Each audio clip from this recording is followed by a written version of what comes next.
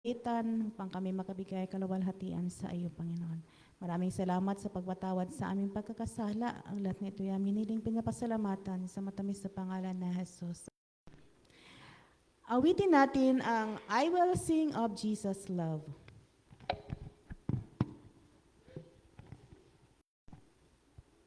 I will sing of Jesus' love.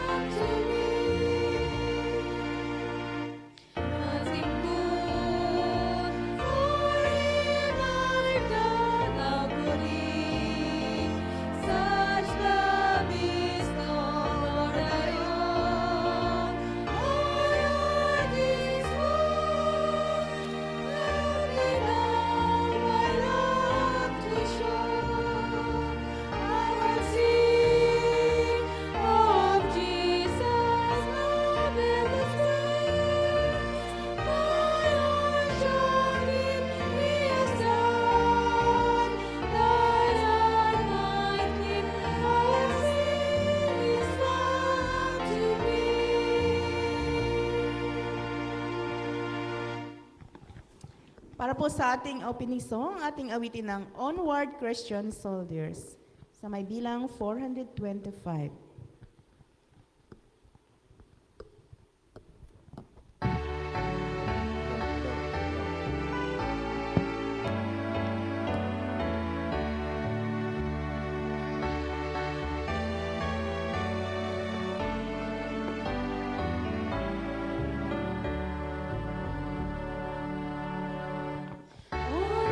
Christian soldiers marching us to war.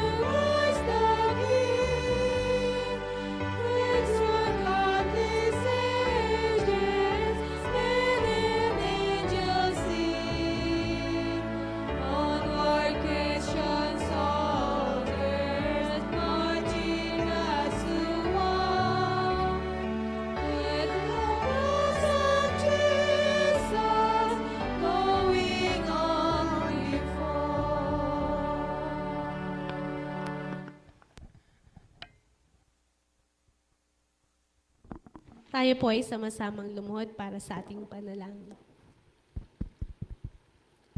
Dakilang Diyos na mahabaging ka po sa lahat, pinupuri po namin kayo at lubos na pinapasalamatan sa inyong kabutihan, sa inyong pag-iingat at pagpapala na patuloy niyo pong ipinagkakalob sa bawat isa sa amin. Amin pong hinihiling na ang banal na Espiritu ang siyang manguna sa aming pagpupuri sa gabing ito. Lalo tikit po ang magsasalita si Ma'am Mercy, tulungan niyo po siya, bigyan niyo po siya ng katalinuhan na nagmumula po dyan sa kaitasan. Ganon din po kami mga makikinig, tulungan niyo po kami na maunawaan po namin to at maging matibay po ang aming pananampalataya hanggang sa inyong pagparito. Patawarin niyo po kami sa aming mga pagkukulang at pagkakasala. Ito po ang aming samatalangin sa pangalan ni Jesus. Amen. Good evening po, magandang gabi po sa ating lahat at happy midweek po. Ayan. Nais ko pong ipakilala ang mga bahagi sa ating worship sa gabing ito. Ang nanguna po sa ating pag-aawitan si Sister Crispa Mascardo at sinundan po ng inyong lingkod ng panalangin at ganoon din po ang presider, si Sister Hansel Iligua. At magkakaroon po tayo ng prayer request. Bago po natin mapapakinggan ang isang tanging bilang na ipagkakalob po sa atin ni Sister Luna Salazar at susundan po ng mensahe ni Ma'am Mercy Situkin. Yan po ang ating programa sa gabing ito at magpapatuloy po tayo sa ating prayer request. Sino po ang merong pasasalamat at kung meron man po kayong prayer request ay maaari nyo na pong sabihin.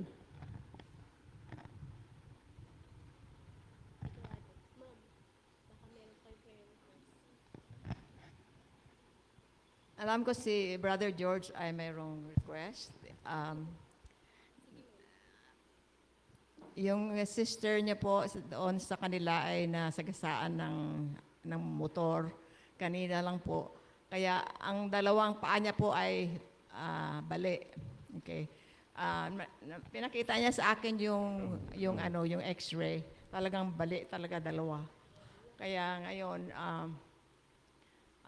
matatagalan po sana siya siguro siya sa hospital kasi i-cast yan. Anong tawag yan sa cast? Yung sementohin po yung dalawang paa niya kaya di po siya makalakad for a while. Kaya siguro kailangan po talaga kailangan niya lang po na makapalabas-labas siya sa bahay nila ay through a wheelchair. Yun, hindi na pwedeng yung tungkod or kasi hindi siya makalakad. Dalawang paa daw talaga. Kaya po panalangin po natin siya na sana po ay gumaling siya ng madalian po. Kasi siya po may negosyo, nagtitinda yata po ng mga gulay. Ngayon po, wala na siyang negosyo. Ipanalangin po natin siya.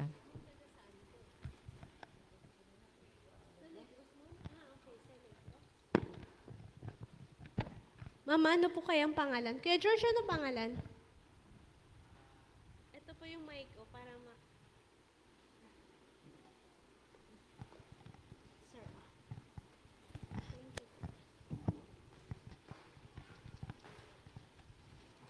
Mga kapatid, ang pangalan po niya ay Nora.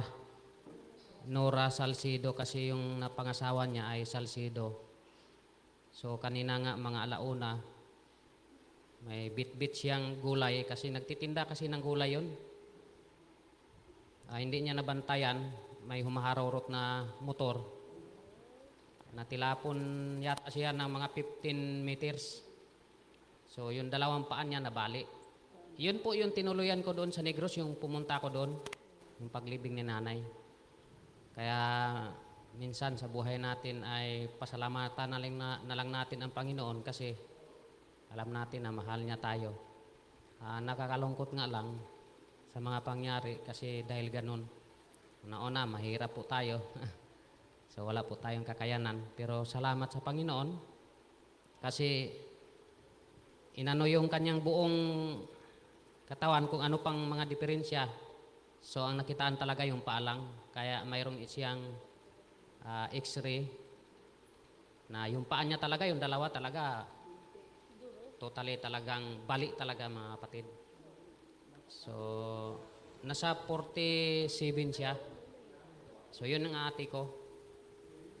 So, kanina lang din mga kapatid, actually, tuwan-tuwa na ako kasi mayroon na akong lilipatan. Tapos biglang tumawag sa akin. So, biglang nalungkot tayo. Gayon pa man ay ang kahilingan ko sa kapulungan ay ipanalangin. Yung kanyang buong pamilya nag-iyakan. Sabi ko, buhay pa naman yung nanay nyo. So, sabi ko, nga lang kasi mga ilang taon din siguro siya mga kapatid. No? Hindi natin alam. At yun yung bumubuhay doon sa sa anak niya na nag-aral ng Second-year college. Yung pagtitinda niyang gulay.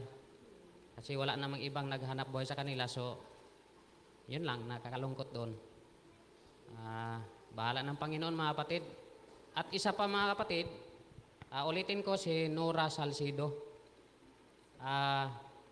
Isa pa mga kapatid yung taga-Coron na yung naging Adventist nung doon tayo, tumawag sa akin.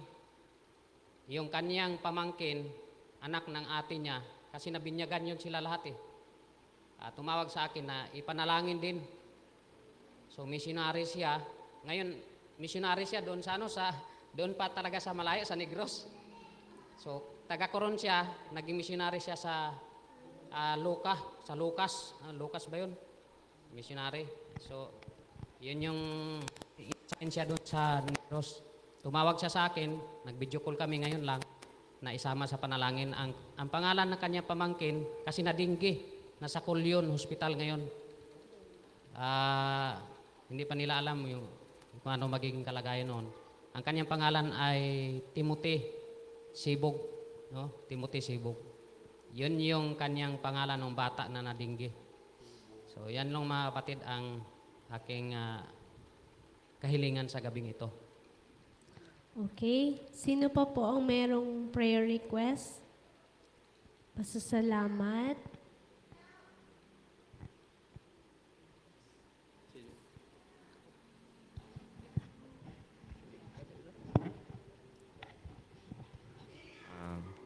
Una po, ako yung nagpapasalamat sa Panginoon sa kabutihan, pagpapala sa pag-ibig, bagaman na aking mahal na asawa ay paminsan-minsan ay dumaing nahirapan siyang huminga, pero andyan yung Panginoon na laging gumagabay sa kanya. Kaya po, sobrang pasalamat ko. Ang request ko sana, pahabayan pa ang kanyang buhay para makasama namin ng matagal na panahon. Ayun lang po.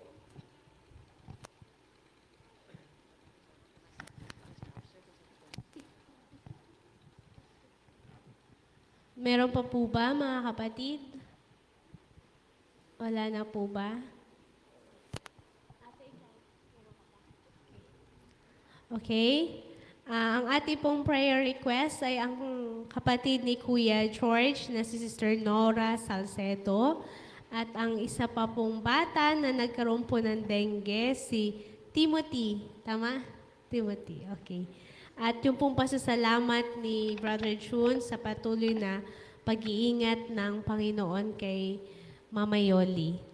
Okay, kung wala na po, ay alam ko po na ang bawat isa ay meron din po kayong panalangin sa Panginoon. Kaya po, mas maganda po ay individual na lang po ang ating panalangin. Kasi alam ko po sa inyong sarili ay meron din po kayong request at pasasalamat sa Panginoon.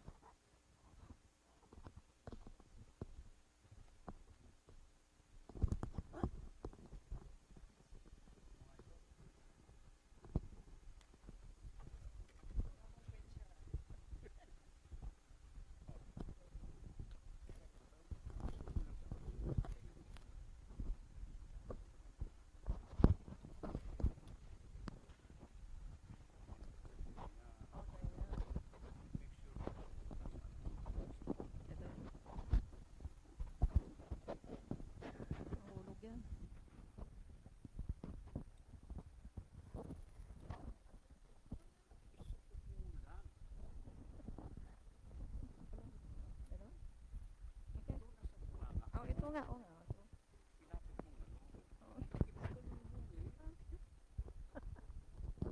Ano ba yan? Masyadong arte.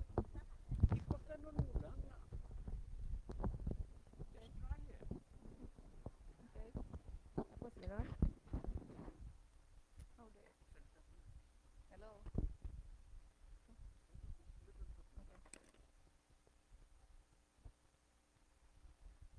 Mga high-tech ito ah.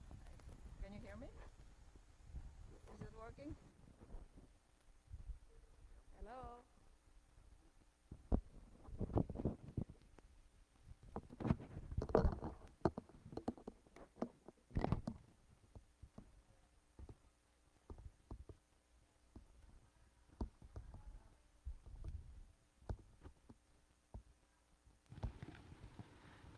Magandang gabi po at happy midweek.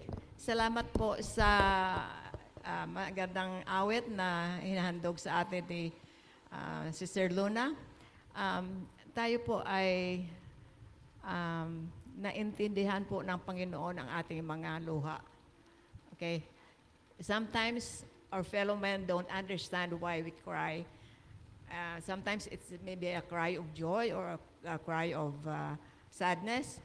Ang Panginoon lang po ang nakakaalam. Kaya salamat po sa magandang mensahe po sa music. Ngayong gabi po ay ang ating pong maiksing message ay about yo-yo. Sino po ang nakaalaala ng yo-yo? Yung mga matatanda na po sa atin dito, alam ko na, alam nila pong yo-yo. Yung mga kabataan po, nakakita kayo ng yo-yo? Okay. Yung hindi pa po nakakita ng yo-yo, yung mga lalo ng mga mas bata sa atin dito, imagine nyo po yung truck, na malaking truck, na mayroong gulong po sa huli na 2 gulong, na magkadikit. Okay? Tanggalin nyo po yon, gawin yung liitan nyo, parang liit na, parang ganito na lang kaliit. 2 po yon, tapos idikit nyo po at mayroong axle po sa gitna na yun po ang nagpa-spin ng tires, okay? Yun po, lagyan nyo po ng tali yun sa gitna, sa axle. Lagyan yung tali, tapos sa dulo po, lagyan nyo ng loop, ilagay po dito sa middle finger, okay? Yun, mayroon ka ng yo-yo. Drop nyo po doon sa sahig, tapos iganon nyo lang kamay nyo, aakyat naman po, okay? Ang ating pong ang yo-yo po ay ancient toy na po 'yan. Okay? Sa ating matatanda, 'yon po ang ating mga laro noon, yo-yo. Pero sa mga bata po, hindi po nila alam 'yan, hindi po nila siguro nakita kasi parang wala nang yo-yo ngayon po. Pero itong yo-yo po ay it was discovered by the archaeologists about as far back as 440 BC. But the first yo-yo company in America was established by who?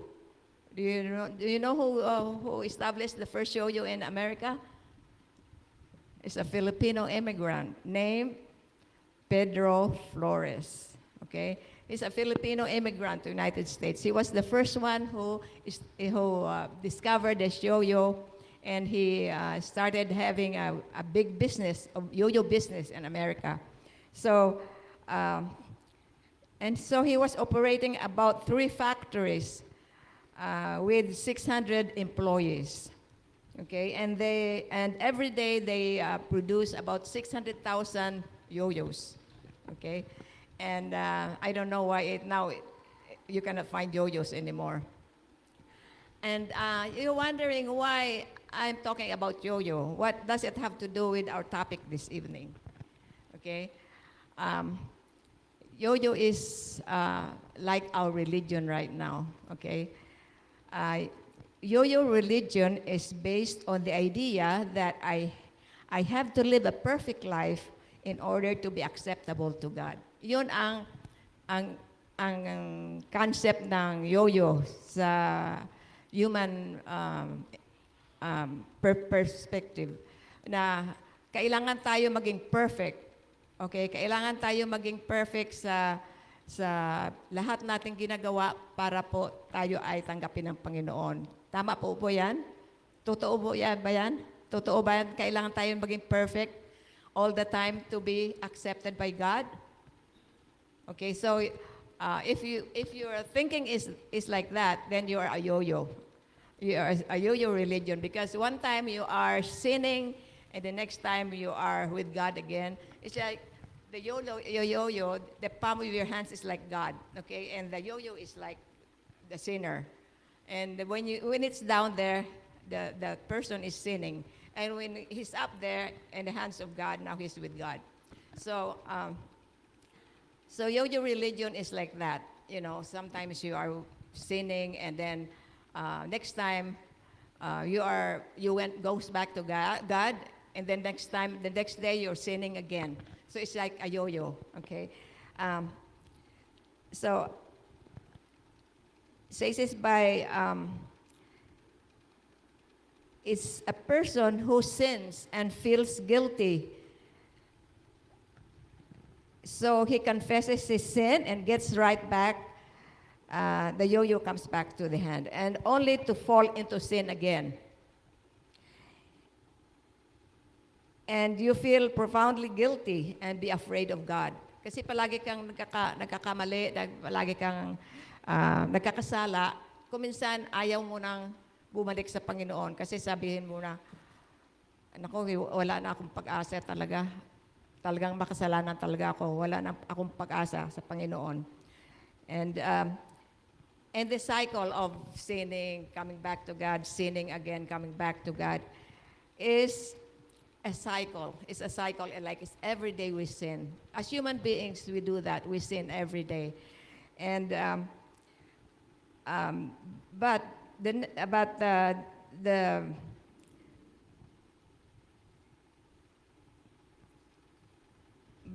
Romans 3:20, if you have your Bibles with you, it says, Romans 3:20, it says, therefore, by the deeds of the law, there shall no flesh be justified in his sight, for by the law is the knowledge of sin. Okay, so kung talagang we are following the law, talagang religiously, okay, hindi natin magawa po yan. Okay? It's only, the law is only a guide to us. And it parang pinapakita sa atin na nakasala tayo dahil sa utos. Okay? Pero hindi po natin ma-fulfill ang law perfectly. Because of our human nature, we always sin. But now, it says, and verse 21 says, but now the righteousness of God without the law is manifested, being witnessed by the law and the prophets. And so, ano daw pa ang pabalik sa atin paano natin ma-obtain ang righteousness. Only through the righteousness of God. Okay? Even the righteousness of God, which is by faith of Jesus Christ unto all and upon all them that believe, for there is no difference. So, it's only through faith in Jesus Christ that we're able to obtain our righteousness, and there's no other else. And it says, while obedience is very important, part of the Christian life, it isn't the basis of our acceptance by God. So sabi na ang pagtunod sa utos po ay very important, pero it's not a basis of our righteousness. Hindi daw yan daw ang batayan ng ating pagka perfect in the face of God. But now a righteousness from God apart from law has been made known. The righteousness from God comes through faith in Jesus Christ, and to all who believe. And here are the key words in that verse. Righteousness from God, Paul means that God provides us with this righteousness, or perhaps more correctly, Christ's righteousness to make up for our sinfulness. It's a righteousness from Him to us. And Ellen White expressed this concept. He, Christ, died for you, and now He offers to take your sins and give you His righteousness. If you give yourself to Him and accept Him as your Savior, then, sinful as your life may have been, for His sake you are accounted righteous. See, kahit ano da kalaki ang pagkakasala natin, okay, dahil po sa blood na Jesus Christ, we are already accounted righteous. Okay? And Christ's character stands place of your character, and you are accepted by God, just as if you had not sinned. See? That's a very, very beautiful passage that kahit na po na tayo ay makasalanan, dahil po sa pagkamatay ng Panginoon sa atin ay parang hindi tayo nagkasala. Kasi kinuha lahat ng Panginoon ang ating kasalanan. Siya po ang nag-accept ng ating kasalanan. He accepts you just as if you had not sinned. That's what Paul meant when he said that now a righteousness from God apart from law has been made known. Okay? And we are adopted as sons and daughters. Aywan ko kung sino sa inyo ang naka-adopt ng ibang tao. Ako, I have a daughter that I adopted. Kung yung anak mo ba na in-adopt ay magkasala, ito po ba ay ang adoption niya po ay invalid na? Hindi ipusipwera mo na siya, ang apelyido niya mo ay hindi niya apelyido niya kasi nagkasala siya. Hindi po. Ganon din po ang so did that disobedience nullify the adoption papers? Of course not. You will have to correct the child and perhaps punish him, but that child has the security of knowing that he or she is still a member of your family. It's just like God. God adopted us as sons and daughters, and if we sin, God won't deny us and maybe, tell us, you are not my son and daughter anymore. That's not the way God works.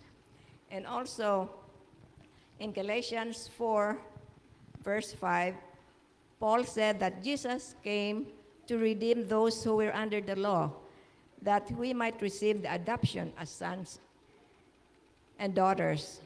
When we accept Jesus as our Savior, we are immediately adopted into His family, and He doesn't adopt us. It's just like when you're married, you know, kung uh, mayroon kayong pinag-awayan ng asawa mo, okay? Hindi mo kaagad sabihin na ito yung marriage certificate natin, wala na yan. I-annul na natin yan, di ba? Kaya we have to work out our differences before we do something drastic. Okay? Ayun ang treat sa atin ng Panginoon na kahit nakasala tayo, kahit kalaki ang kasalanan natin, siya po ay willing na tumanggap sa atin ulit na hindi niya tayo unadopted. Na means to say na hindi na tayo adopted ng Panginoon. The Apostle Paul had a significant comment about what happens when a Christian yields to temptation. He said, "My dear children, I write this to you so that you will not sin." In other words, God's desire is that we not sin. But John went on to say, if anybody does sin, we have one who speaks to the Father in our defense, Jesus Christ, the righteous one. So every time we sin, there is a mediator. Who is the mediator? Jesus Christ. And He goes to the Father and intervenes for us. And as if we haven't sinned at all. And then people who accept Jesus can't fall out of grace and lose their eternal salvation. It is possible to break your relationship with Jesus after you repented your sins, accepted His forgiveness, and experienced the new birth. There are two ways you can do that. One is to make a firm choice that you don't want to have anything more to do with Him. The word for that is rebellion. The other way you can lose your salvation is to drift out of it.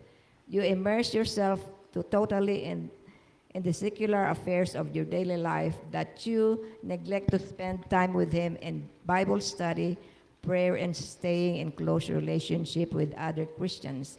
And in due time, you will have broken your relationship with Jesus.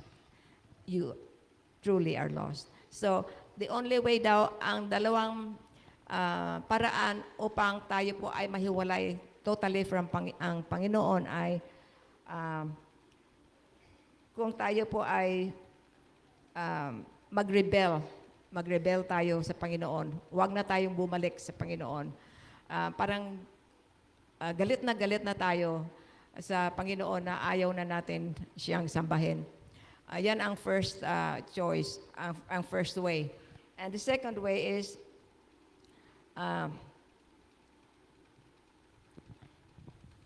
dandahan lang you drift away from Him.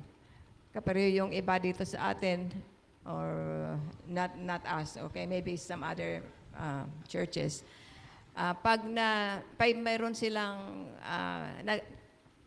mga differences inside the church, madali silang matisod at dahan-dahan silang umalis sa church.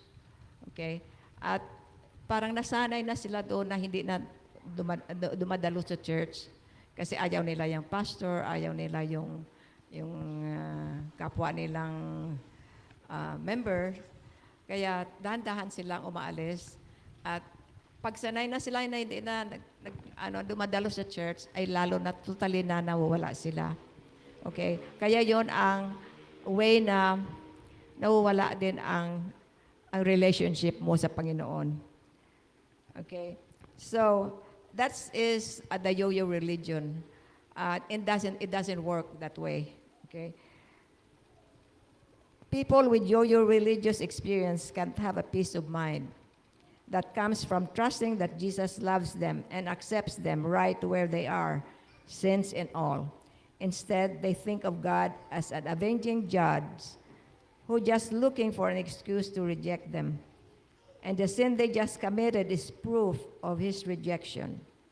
So they wallow in their guilt for a while, a few hours perhaps, or even a few days or weeks. Then they come crawling back to Him to beg for His forgiveness. Okay, so ang ibang tao ay nagkasala, okay, tapos naging guilty sila. They feel so guilty about what they did that they don't want to come back to God. They're embarrassed to come back to God. Eh, di ba sometimes we experience that. Sometimes galit na galit tayo sa isang kapwa natin na we don't want to pray anymore. Kasi parang sa feeling natin, God won't listen to us.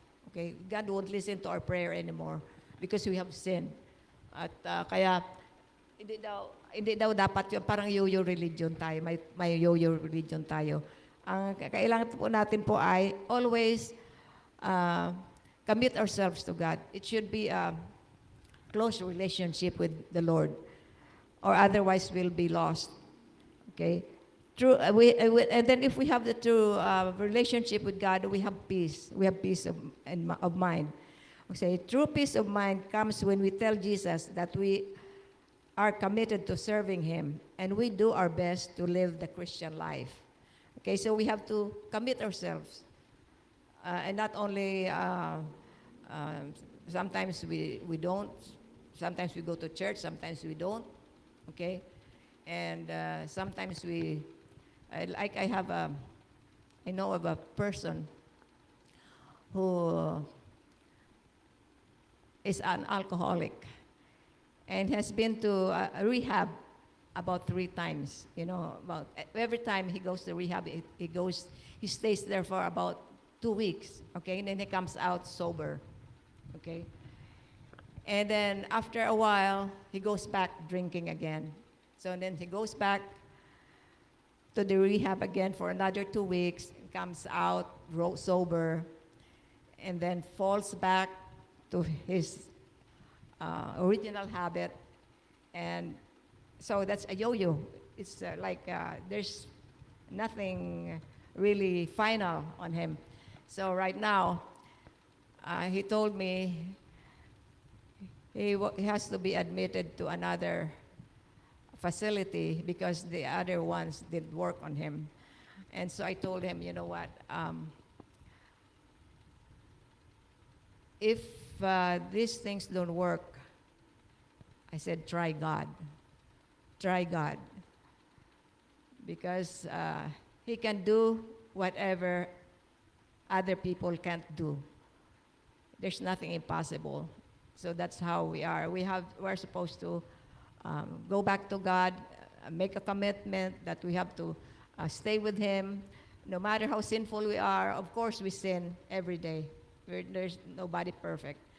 But we have to have a commitment that if with God's help, we'll continue to be with Him and be faithful to Him. And so the good news is that salvation is a relationship with Jesus, not just a contract that we can break and restore again and again. So we have to have a contract with God, okay? We just don't be a yo-yo that sometimes we commit ourselves and then you go back and then come back and then go back. So there should be a close relationship and commitment that we have to be always with God. And I guess that's the only short message that I can give you, and hopefully this will give us a little enlightenment about how we are living our lives. Thank you and good night, and God bless.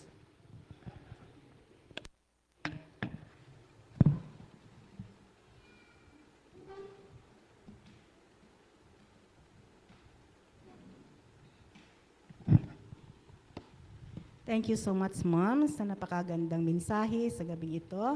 Bilang tugon po sa ating narinig na mensahe, ating awitin ang Closer to Thee, My Father, Draw Me. In hymn number 407.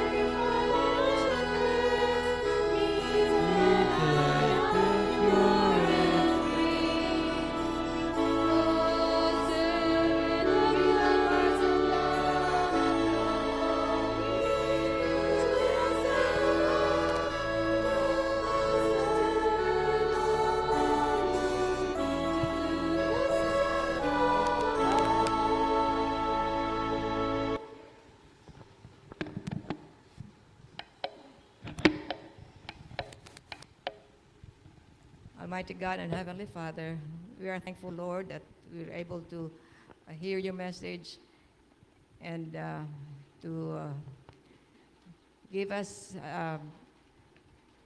the assurance that even if we sin, we are always ready. God is always open to accept us again as your children. Lord, this evening we would like to commit ourselves to you. Help us, Lord, to give ourselves to you, Lord, all our talents and everything that we have for your service. Help us, Lord, to be to have a close relationship with you every day, and may you forgive us of everything that we have done against you. May you be with us tonight as we depart from this place. May your holy presence be with us to keep us safe until we reach home. May your presence be with us all the time, and that we can be assured that your presence and your guidance be with us, and that we can be assured that our sins are forgiven. Thank you so much, Lord, for loving us and for everything that you have done. For all these favors, I pray in Jesus' name. Amen.